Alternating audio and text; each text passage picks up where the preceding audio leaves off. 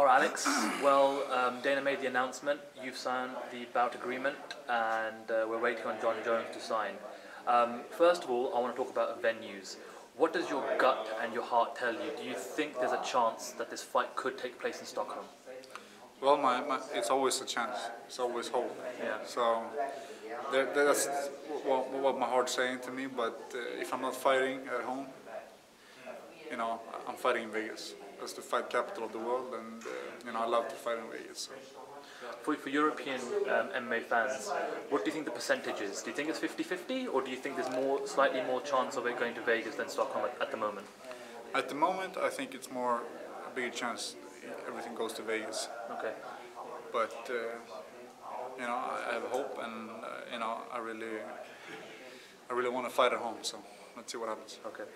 Let's go back to the first fight. What did you learn about yourself, not just as a fighter, but as a human being, as a person? What did you learn from that whole experience fighting Jon Jones the first time round?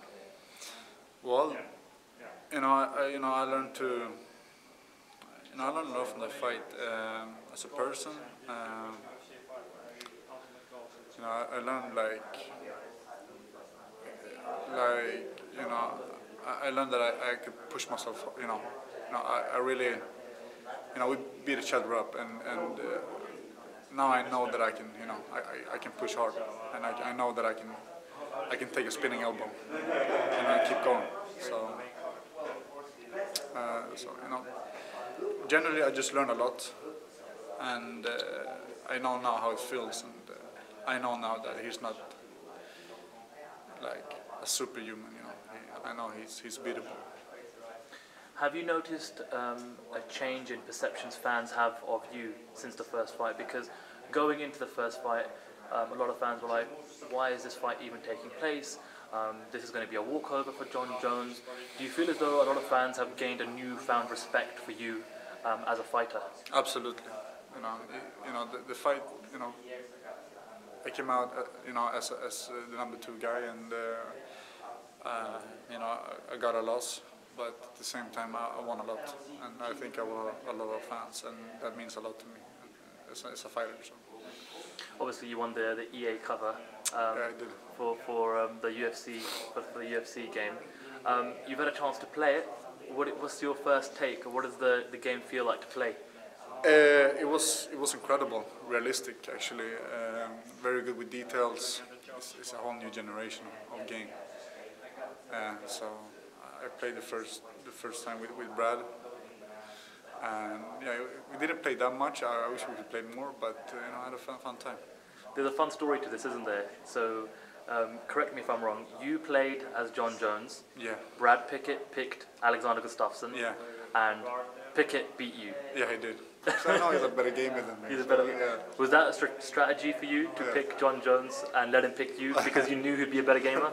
Yeah, I couldn't pick myself because I know I'll get my ass kicked. So. Do you think that's a little bit of art imitating life there? Do you think that's what we're going to be seeing later on this year? Absolutely. Yeah. And do you think the whole experience with EA? I mean, I don't know what's planned in terms of promotion for the game. But do you know if you and Jon will be promoting the game together at some point because you are both on the cover? Well, I don't know actually. I think so, but I haven't heard anything. So. But do you think things like this, being on the cover of EA Sports, is what has really helped build the momentum? Because everyone is considering Jon Jones versus Alexander Gustafsson to the biggest fight of 2014. Yeah, I think it's. The game has a big part in it, and the people could vote, and I won everything, and they want to see a rematch. So, I'm super excited. I want the rematch, and I want that belt. So. Do you think you're in Jon Jones' head? And the reason I ask this is after the Glover Teixeira fight at the press conference, he didn't want to mention your name. He called you a kid. He didn't even want to answer any questions related to your fight. So do you think that you're in his head and that's something that's been weighing on him since the first fight with you as well? Well, yeah, he knows now. It's a bad fight for him. So, I think I'm a little bit in his head. And what do you think of Jon Jones as a person since the first fight? Because There's fans that like him, there's fans that hate him, that don't like him, there's fans that want to see him get beat. Do you think that Jon Jones is one of those fighters that he's never indifferent? He's always someone that people want to see fight, whether you want to see him lose or you want to see him win. And what do you think has happened in his life since you last fought last year? Well, I don't know.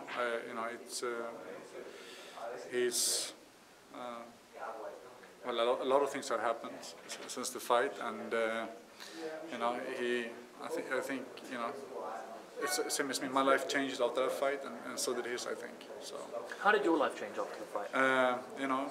Changed a lot. I'm on another place in my career right now, and just knowing that I have so many fans around the world, and a lot of doors opened after that fight. So, just enjoy every day of it, every second of it. Do you have a different outlook on life since the first fight as well? I got a sense that you enjoy each day as it comes now a lot more than maybe you did in the past. Is that correct? I know that I can beat him.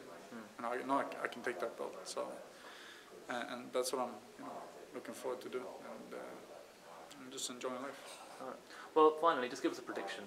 Do you think it'll go the distance again, or do you think you'll get a stoppage this time? No, it'll be a finish. I've done the distance things part before, and I don't do it again. I finish, and I'm taking that belt. Do you have a round in mind? No. No round, but you're going to guarantee a finish? Yeah. Have you got any message that you'd like to personally give Jon Jones? Just get ready, man. Get ready. It will happen. Brilliant. Cool. Thanks, Alex. Much appreciated. Thank you very much.